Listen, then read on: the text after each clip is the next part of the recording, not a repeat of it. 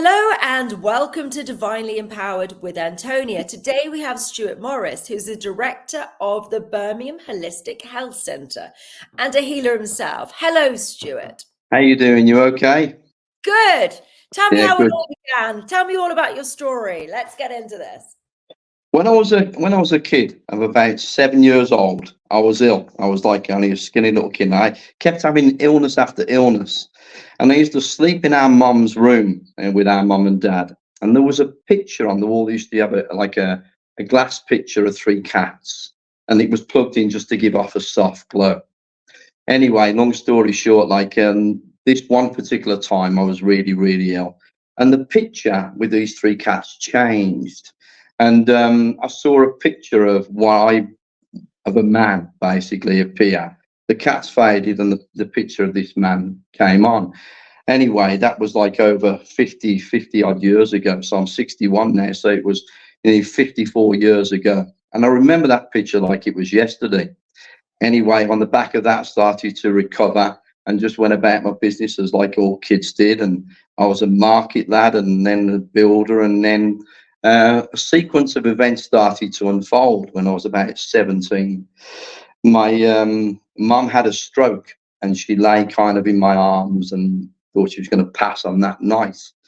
And her dad was a healer. He used to have this, I never met him, he was a great healer, a quiet man, a humble man. He used to have this corn on his hand and he would lay his hands on people. And just instinctively, I began to hold our mum, this kind of young age at 16, 17, and she just relaxed. She was really, didn't think she'd get through the night. Anyway, she did. And she started to recover. Instinctively, I just began to give her some healing. Anyway, she made a full recovery, which was miraculous in itself. And then later on, we had our dog who was, went to the vets, and he came back from the vets and they said they're going to put him down. And we had him for one last night. And again, instinctively, I just put my hands on the dog and just give him some love, I suppose, really. And he made a full recovery, which was quite amazing. And he went on to live another 4 or 5 years, which was incredible. Anyway, I carried on with the market, carried on doing bricklaying and building. And then my brother-in-law hung himself, and I was really close to him at 21. My world just fell apart, basically. I loved him to bits. He was a great brother to me, really. Anyway, that had a profound effect on me, as you can imagine, and it shook my world in lots of different ways. And around the same time, I kind of met my ex-wife. She was the girlfriend then, and she started to go out together, and she kind of drew me out of myself. And then at 26, my life becomes so stressful. Because of the relationship had gone a bit astray. We had a 1-year-old daughter, and she was pregnant with my son, and everything started to get very, very stressful for me, overwhelmed. I become very anxious, and my body started to shut down. I lost all feelings in my legs and all kinds of things. And then one particular night, I had a lump come up in my groin, and hobbled round to the doctors, and he said, "Put this cream on it," he said, "and if it goes away, then it's nothing, and if it doesn't, just come back in a few days." Well, it never went away.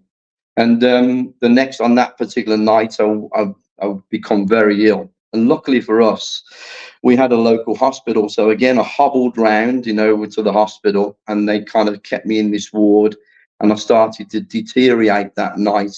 So much so that the vicar come round, a vicar on the ward, and give me the last rites, Anyway, long story short, they found a tumour, and they removed the tumour, and that was the beginning. I was only 26, only a baby. So there we were, a 1-year-old daughter, no money, no nothing, and she was pregnant with my son. She was about, 7 months pregnant, and I was very, very ill. So on the back of that, I used to go to the hospital, they removed the tumour, I had some treatments, some radiotherapy and all kinds of things. But somebody said, "There's an old healer down the road, why don't you go and see them?" And so from the hospital, I used to go and see this healer, and she would lay her hands on me. And there was something about this particular type of healing, this energy, that soothed me. And I was 7 years in time to recover, really. I was a year on my back. I couldn't move. That's the truth of all of that. But fundamentally, in those 12 months when I was on my back, because people would come and go, I didn't have anyone to turn to, and there was no one who could. Well, the people have got their own lives, basically, and life was busy with the young kids and everything. So I was on my own a long time, but I would connect to something, call it divinity, call it God, call it whatever you wanted to call it. And I would hear a voice, and there were some profound statements that I started to hear just Yeah. occasionally over a period of time. But then something extraordinary happened, is that I went into, my mum said to me, because the consultant said, you need to relax, you need to switch off, you need to relax. Well, I thought that's easy for him to say. I was very anxious, panic attacks all the time. I was not in a good place. 140 milligrams of beta blockers, nothing was touching the sides. One panic attack after another. Mum said, have you heard of yoga? And I thought, well, what's all that? Don't forget, I was a market ladder builder. And I heard down the road there was this yoga class. So I walked down the road, looked through the class and seen a load of women in there. And I thought, this was my mindset at the time. Dare I go in there? Anyway, I went in, hid at the back of the class, lay down when she did this relaxation. And there was something about the tone of her voice that impacted on me somehow. But apart from that, I heard this voice again. And the voice said, learn to forgive again and again and again. And I sat up literally in the class thinking, where did that come from? Wow. But it was so profound that it was, I don't know what it was about that particular statement, but it was the resonance of the voice that made me sit up and take notes. And I went in search of what forgiveness was, and I really couldn't find a working model that suited me because I was so angry at life, and what it dealt me. However, it led me back to the healing, and it led me to start taking responsibility, I suppose, of my own recovery. So I did lots of different therapies, for over a period of years. Aromatherapy, reflexology, all the holistic therapies. But my love in the corner of that was something about the spiritual healing, or the healing which my granddad had some level and imparted in me. Anyway, from the age of 30 onwards, I started to work at Birmingham University, and I set up the complementary therapy unit at Birmingham University, working alongside a physiotherapist called Mike Garmston, who was a physiotherapist to the Olympic team at the time. And he's, he was school with what we were doing, like what I was doing. But eventually he came round and even had a session with him myself. And that's when I began to develop, all these kind of different skills that I had. But we used to get a lot of rugby players in, big mountain men. And I remember one particular man coming in, and I was doing him some massage, and I was so knackered after half an hour of treating him because he was like a rock. Something instinctively made me just touch part of his body with one finger. And when I did, he slept. Within 10 minutes, he was asleep. And I thought, that's interesting. So I started to develop an acupressure technique, no, kind of qualifications. But I found I could touch people on certain points and they would just drift off. However, yeah, eventually, moving on, treating one person after another, eventually getting my own place here in Birmingham and calling it Birmingham Holistic Health Centre, and the synchronicities and the coincidences around that. In the meantime, my kind of son became ill with Crohn's disease, and he went down to 5 stone in weight. He was bleeding internally. He was tube fed. He was a bag of bones, looking like a prisoner of war. And we'd been divorced, me and my wife, by this time for about 6 months, a year. And I think the stress played a part on him. I still do to this day. Anyway, one particular day, I'm holding him in my kitchen. He was very, very ill. And I'm asking, what can I do? Here I was with all this skill set. Please help me. What can I do? Show me something. And the voice came back again. And the voice said, love is the only true healing balm. Apply it where necessary to oneself and others. And I thought, what am I going to do with that? You know, it was a profound statement, but I didn't really understand it. Anyway, from that, I started to develop some balms for him, and using colloidal silver olive leaf extract. We'd go to the hospital, settle his Crohn's disease down. But the hospital wiped out his immune system with some heavy duty drugs that they shouldn't have given him. And he became desperately ill. Long story short, he couldn't walk. He was crippled up. He ended up in intensive care and nearly died. And basically, so by this stage, I knew what it was like to be very ill. I knew what it was like to see someone very ill, you know, that you loved. And so all of this was become the foundation for something within me, an empathy, a compassion, but more than that, an instinct and intuition into the feel of people. Because the honest truth, I was so close to my son at the time. If he smiled and I was 10 miles away, I knew I could literally tune into him. And I pulled him back from probably 6 or 7 different operations over a period of time. Goodness. Anyway, carrying on, you know, just bit by bit. The Harry Edwards connection. Go on, tell us about that one. Yeah, so the Harry Edwards connection came in 2017. So let's tell everyone who Harry Edwards is first, will you? So Harry Edwards was probably one of the greatest healers in the 1960s, you know, and he did healing services for around 10,000 people at Albert Hall, you know, in London. Kings and queens and everybody else would go and see him. A remarkable human being with a really exceptional healing gift. Anyway, so carrying on from Nathan, developing my own practice. My wife is a medium.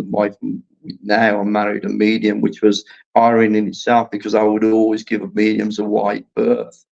One particular night in 2017, she said, "Do you want to come to Spiritualist Church with me?" So I did. And I sat at the back of the service and, you know, at the end, and she was talking to people and I was minding my own business.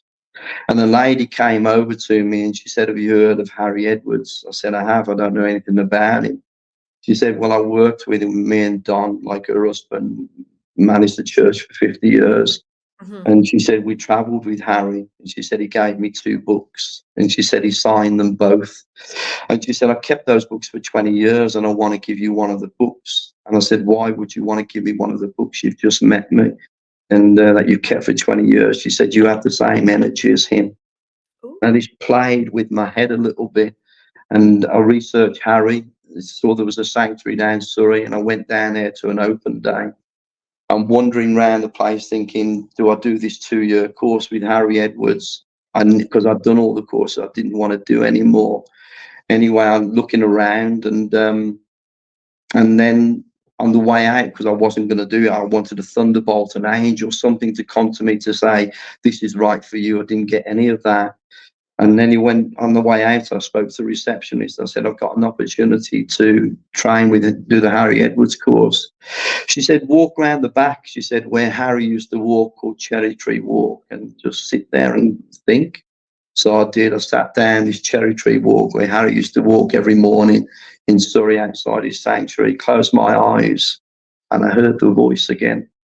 And the voice said, "I'm not the divinity, but I'm a voice connected to the divinity. I'm the one who can open up your mind to the presence of God."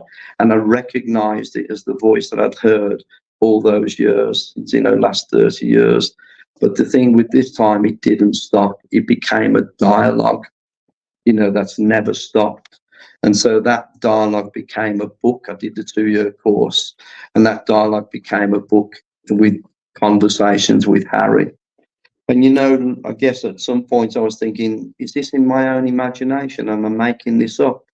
And then something happened a couple of years ago that kind of rubber stamped that it wasn't me. It was something beyond me. And what that was I found a recording of Harry Edwards recorded 60 odd years ago. Someone had put it onto CD. And on one particular night here, I was driving home from work about 9 o'clock. I put the CD in. And I heard Harry talk in this lecture in the 1960s, and word for word, it was what I'd written in the book. And I had to pull over to the side of the road, ring my sister and say, So you're not going to believe this, but I've heard Harry Edwards' original voice, and he said word for word what was written in the book in this particular chapter. And in that moment, it changed everything for me. So Yeah. that's what happened, and that's the honest truth of it. And the book is a dialogue, and it's developed into what it is now, which is a course. And that's where I am with it, really. What's the name of the book? In the company of Harry, literally in the company of Harry. Yeah. So what? So that's my connection with Harry. Yeah. What are the bottom lines of Harry's wisdom that he's taught to you? Harry, the bottom line, I guess, really, he talks a lot about nature. He spoke a lot about nature. He would say, go out and soak up the hidden energies within nature. But what the eye doesn't see is far more important of a realm of existence that you won't fully understand in this lifetime. He said, it's not an intellectual concept I'm giving you. You can't grasp with the intellect. It's an experiential concept that you have to sit with. He said stillness was a veil through which these healing energies transmute and come through. Healing energies, not just healing energies, but abundant insight, wisdom. In that stillness comes these messages. That's where I hear them. Sometimes I can be walking, sometimes I'll be talking to someone, but Harry's never far from me. He's always with me. And then we've done the healings, with people as well. I've had some incredible, healings with people, for sure. And healing doesn't just necessarily mean the physicality, because some people have come and they've not got well physically, but the change in their attitude has always been paramount. And so I understand now that healing just doesn't mean the physicality. It can be a change in the consciousness, inviting those synchronicities and coincidences into our life. I'll tell you something really interesting. When I came and met you at the show that particular day in the NEC, my wife had been in hospital for 9 weeks, and I would go and in between the hospital, from work, hospital, I would sit in this little chapel and I would pray, Harry, show me you're with me. So, show me I'm not alone. Show me you're with me. And that day I met you at the NEC, I was, went from your stand and I was walking around, what would be 500 people, 1,000 people in that room. And an old lady stood right next to me, looked me in the eye, and she said, God wants you to know he's with you. And I stopped. I said, pardon me, what did you say? Like, she's standing right next to me. She said, God wants you to know he's with you. And don't forget the power of my prayer, my quench to know I'm not alone. It was just quite profound. She said, I'm in my 80s. She said, I don't do this type of work, but I've come here to tell you that. She gave me this hug. She gave me this hug, and then she was gone. And I just think that's quite amazing, because when she said it, it never went here. It went here. And there's something about the truth and the resonance of when people speak. You either get it here and get it here. So the teachings from Harry, they come here. It's you can not feel authenticity. You can definitely feel authenticity, and when people are actually lying or being authentic, and it's repellent these days. Exactly. Now. And afterwards, I thought, what would an 80-year-old lady be doing around the NEC? I mean, it was just quite amazing, really, that this particular image and this particular person, or whatever she was, came to me on that day. And my life has been scattered with those type of synchronicities and coincidences. And the biggest one has been Harry. Like certain things in my life have changed, like the kids born and divorced and all the rest of it. And one of the good things was 2017 when Harry came in like this. And my own questioning, is it true? Was it in my imagination? Until that day I heard the audio CD, and there's no possible way I could have accessed that unless it was out the ether. And the philosophy is so beautiful, so profound, and so simple. And just because it's simple doesn't mean it's profound. It is simple and it is profound. I asked Harry, what's spiritual healing? And he said, you take the idea of energy existing first and foremost, And from the concept of energy as light, you can bring forward the light to someone whose lights become dim. Well, does it get any more simple than that? He said what happens is in the system, the light becomes dim, the energy becomes dim. And he said the light passes through pathways in the nervous system to bring about emotional relief. Well, that seems pretty simple to me. Having said that, we've had some extraordinary healings. I've seen some extraordinary things in my life. People being paid out on life insurances and recovering. And who knows? What's the best healing or the most significant healing you've been a part of? There was one particular woman who probably years and years ago who was stage 4 cancer, and she was terminally ill. They paid her out on her life insurance, and she came and we did some healing with her, and she's still alive now, 10 years later. She set up a business on the back of the life insurance that she got, which is quite incredible, isn't it? Yeah. And there's a lovely little story about her, because she's really well. We had lots of healing sessions. She, as a child, her mom used to take her the dad used to take her to the bluebell fields, and she couldn't remember quite where that area was. Anyway, she got paid out on her life insurance.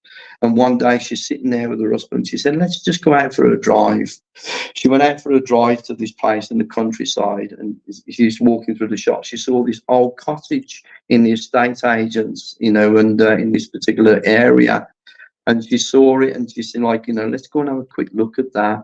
And long story short, she bought that house with the insurance money that she got. But the interesting thing was, when she told her mum the area, she said, that's the area your dad used to take you around the back there with the bluebell fields. And you think that's amazing. Almost circles within circles. Of one particular lady who came, and she had treatments from the hospital, and she came again.